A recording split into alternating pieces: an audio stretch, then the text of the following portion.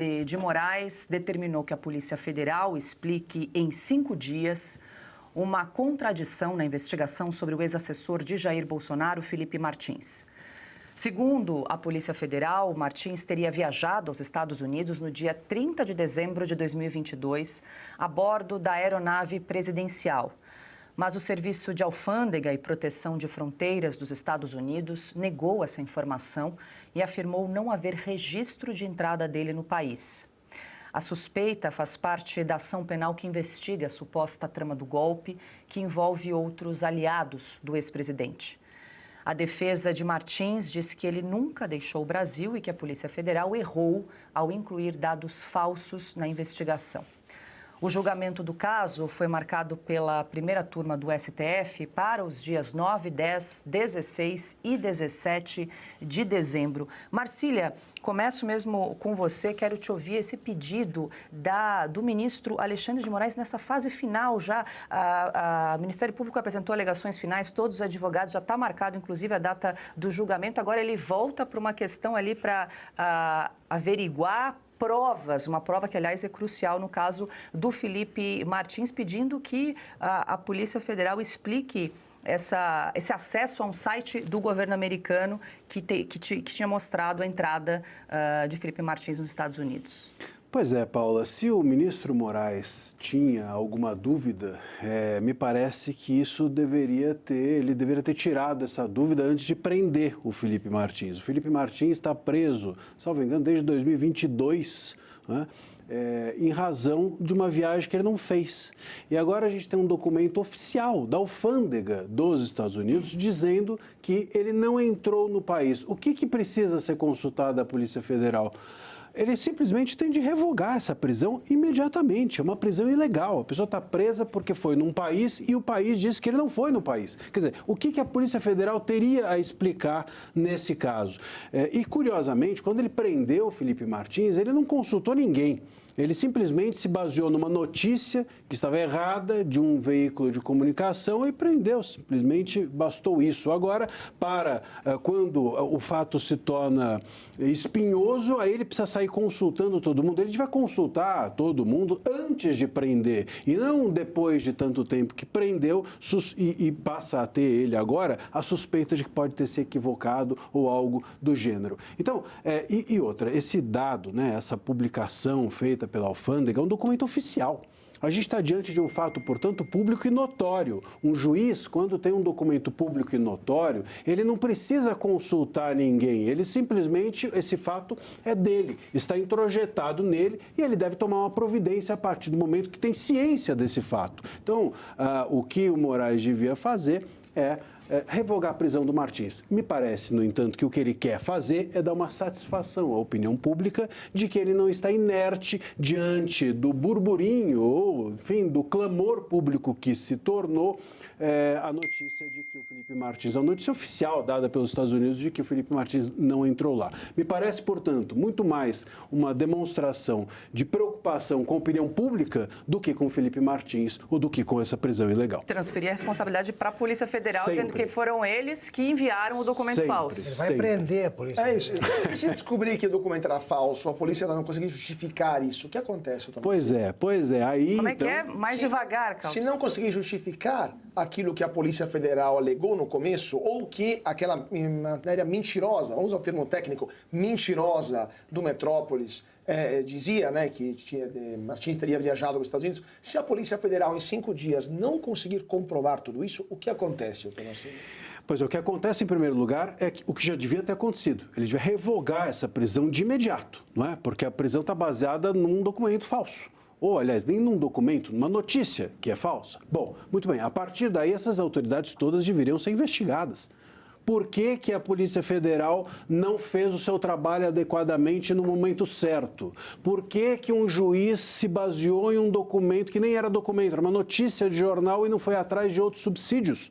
Você não pode tirar a liberdade de alguém simplesmente porque saiu uma notícia no jornal de que a pessoa teria feito isso ou aquilo. Você é um juiz, você está comprometendo a liberdade de alguém. Então, essas autoridades todas deveriam ser responsabilizadas. Manter preso em cárcere privado, é do Moraes. É do Moraes. Ele resolve, manda prender, pega a Polícia Federal que serve ao Supremo e a polícia vai, prova o que não aconteceu, prova que aconteceu, o que não houve. E vida que segue. Esses policiais aí que deveriam usar tornozeleira, porque os caras não conseguiram nem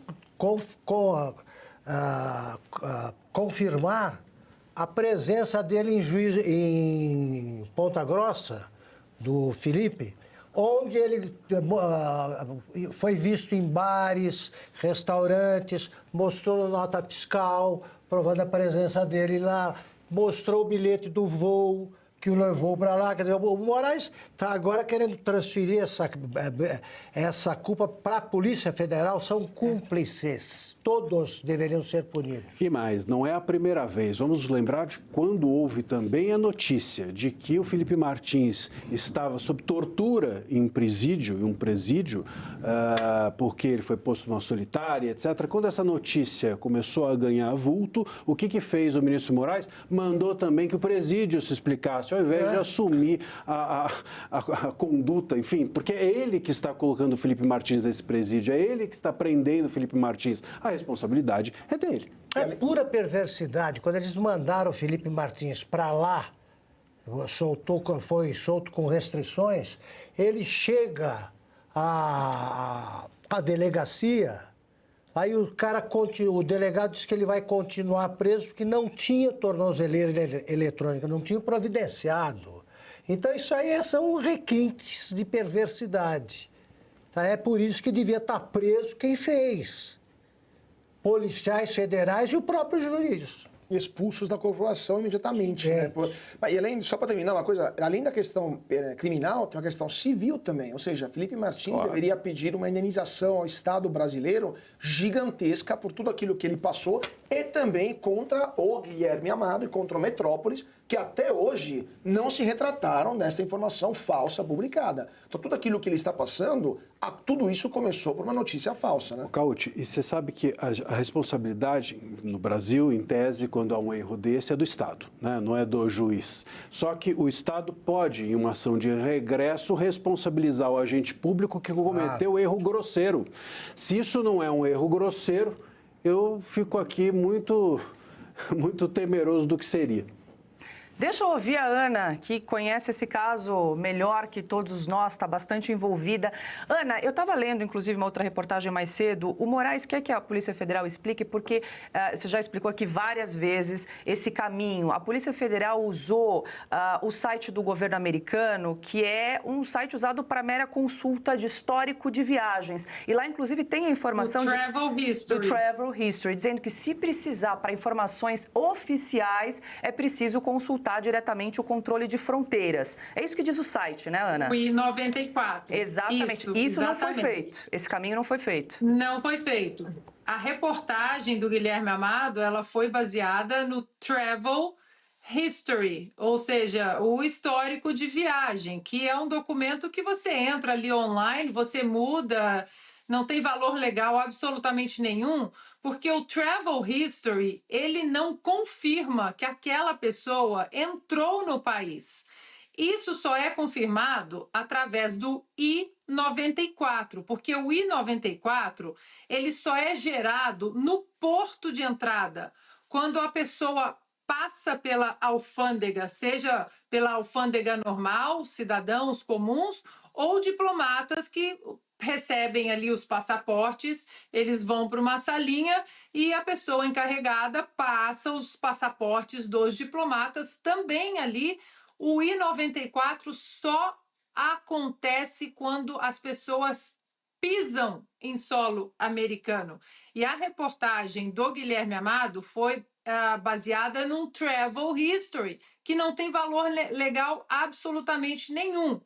O problema disso tudo é que a suposta viagem do Felipe Martins, que teria acontecido em dezembro de 2022, ela só apareceu no sistema de imigração em abril de 2024. Então, mesmo se houvesse um manifesto de voo, alguém que colocou uma lista errada e mandou a lista para o governo americano, quando essa lista chega na alfândega, a pessoa que confere fala: onde aqui na sua lista, governo brasileiro, tem Felipe Martins. Cadê o passaporte do Felipe Martins e cadê o Felipe Martins? A pessoa vai falar: o Felipe Martins não está nesse voo. Então, o I-94 não aparece, não acontece, porque o Felipe Martins não pisou no porto de entrada.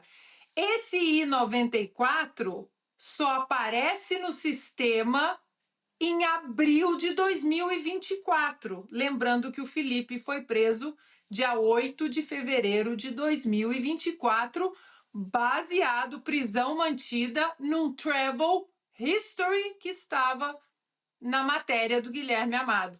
Então, Paula, o despacho aí do Alexandre de Moraes, do ministro, não fala da nota do CBP, porque a nota do CBP ela fala de um false entry, de uma entrada falsa, não de um erro. E vocês estavam falando sobre indenização, aí é que está algumas coisas estranhas acontecendo também aqui nos Estados Unidos. Essa indenização que pode acontecer no Brasil, essa indenização pode acontecer também aqui nos Estados Unidos. O Felipe Martins pode sim pedir uma indenização bem grande ao governo dos Estados Unidos, já que o CBP está sob a administração do DHS, que é o Departamento de Homeland Security, de Segurança das Fronteiras.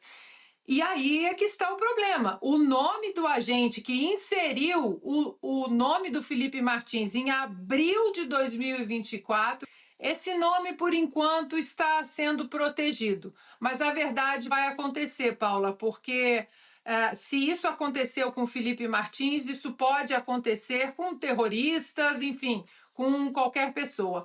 O erro de processamento, um suposto erro de processamento, isso já foi descartado, é uma hipótese que foi muito investigada e foi completamente descartada exatamente por isso. Porque um I-94, difícil, uma viagem em dezembro de 2022, o I-94 só ser gerado em abril de 2024.